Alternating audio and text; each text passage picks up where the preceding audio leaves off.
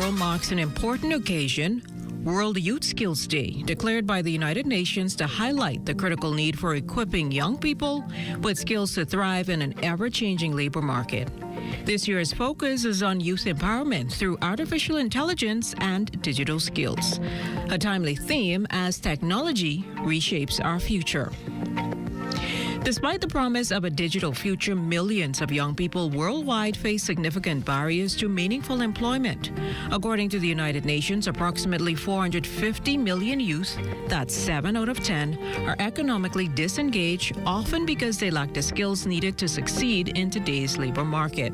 In fact, 86% of students report feeling unprepared for workplaces driven by artificial intelligence, highlighting a critical skills gap as automation and technology continue to transform industries. Youth unemployment and inactivity remains staggering. In 2022, over 40% of young people were neither employed nor in education or training, a category known as NEET. The divide is even greater with young women, with only 27.4% accessing employment opportunities compared to 40.3% of young men. Furthermore, 90% of adolescent girls and young women in low-income countries remain offline, limiting their access to vital digital learning and job opportunities. Even in the world's wealthiest nations, digital learning remains limited. Just 1 in 10 15-year-olds use digital devices for learning for more than just an hour each week. The risks extend beyond access. Globally, only 16% of countries have laws addressing cyberbullying in education, a problem that's become increasingly urgent in the wake of the COVID-19 pandemic.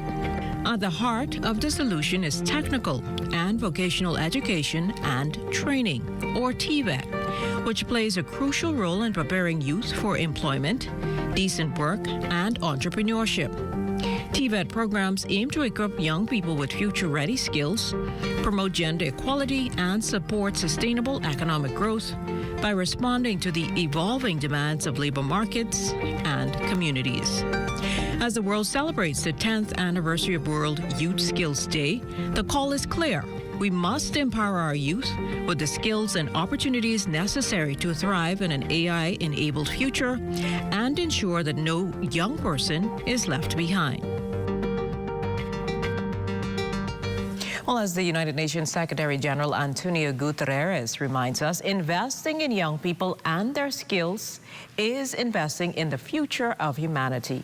On this World Youth Skills Day, let's commit to bridging the digital divide and equipping young persons with the tools they need to succeed in a rapidly changing world, because when youth are empowered, societies thrive. And as I mentioned earlier, today we mark the 10th anniversary of the Youth Skills Day, a day dedicated to recognizing the power of young people and the importance of equipping them with skills for the future. This year's theme, Youth Empowerment Through AI and Digital Skills, highlights how technology is reshaping the way we live and work. Joining us today is the head of the Division of Youth, Sandena Neely, and we'll explore how young people here in the Bahamas are preparing to harness the power of AI and digital tools to build a brighter, more inclusive future. Welcome back to What's Trending, Sandena. Thank you so much for having me. It's always a pleasure to have you here with us. So for you, we're going to jump in. What does World Youth Skills Day mean, especially here in the Bahamas? In the Bahamas, World Youth Skills Day means opportunity for our young people. And you would find that, especially since the COVID-19 pandemic, we have had to have an infusion of opportunities for young people in the area of digital skills and even with AI. That sounds good. And how prepared do you think our local youth are for the rapid rise of AI and digital technology in the workplace? So in the workplace, it's an interesting thing because, you know, you have an age gap or an age divide as well. So there are a lot of persons in the workforce who are happy to have young people who are familiar with tools like AI and digital skills, whether it's analytics, whether it's how to use a computer, how to make it work for you.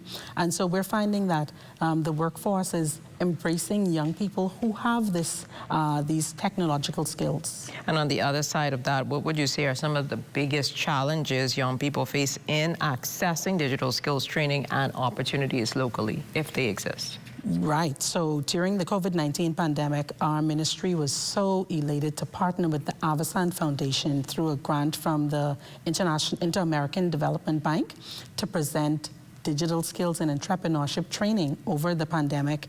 There are hundreds of young people all across the nation who were able to be empowered with tools in digital skills. And so that was something that we found very powerful because it showed that we could bring the entire country together to be able to showcase their skills and their talents. And of course, the challenge with that was connectivity.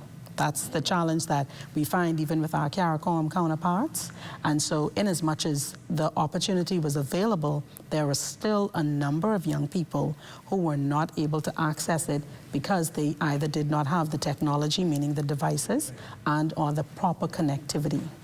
So then how can we ensure that all youth, inclusive of girls and young women, have access to tech and AI? How can we change that? Yes, so I know that the persons who support girls in ICT, I know that they would be very, very happy to hear that, you know, through our ministry, even with partnerships with the SBDC, the Small Business Development Center, we are making these tools more accessible to girls and to women. And, you know, I want to just highlight for a moment our Be Inspired Entrepreneurship Program, which just means Bahamian Entrepreneurs Inspired. We've been able to turn that into a fully virtual program at this point. So it is a digital program. Again, young people from all over the country who are 18 to 35 can access it.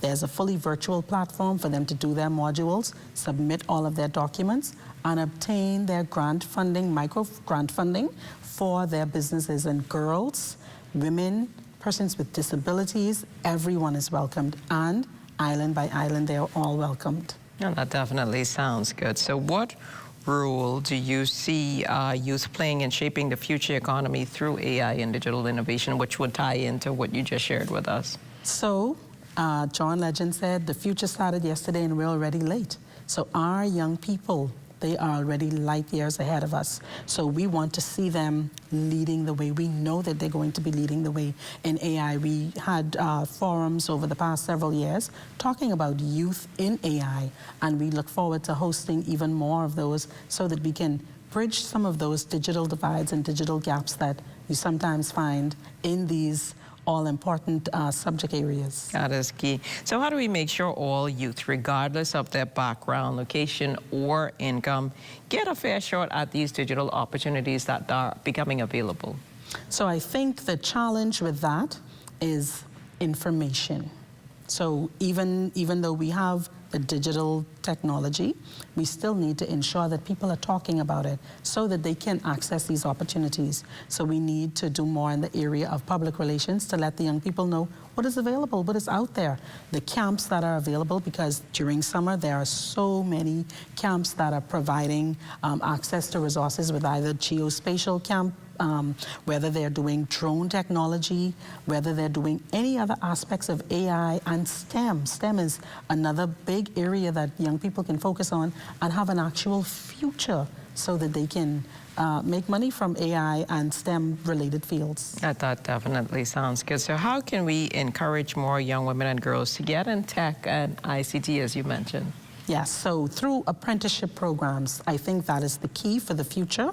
If we can have our young women and our girls inculcated from tender ages, from their coming up through primary school, doing apprenticeship programs and internships as they grow through high school and even into college, that would definitely prepare them for a future in AI. Well, thank you so much, Sandena, for joining us here today. Your thoughts, your words, your insights, definitely inspiring and definitely good information to share with our youth. So thanks again. Thank you so much. And that all of our young people, are they ready to take on this digital age? So let's continue to support and uplift them on their journey. So coming up, we sit down with Zaneo Newbold, one of the Bahamas' rising digital creators. From VFX to viral content, he's showing how young talent can thrive in tech spaces. Stay with us. There is more after the break.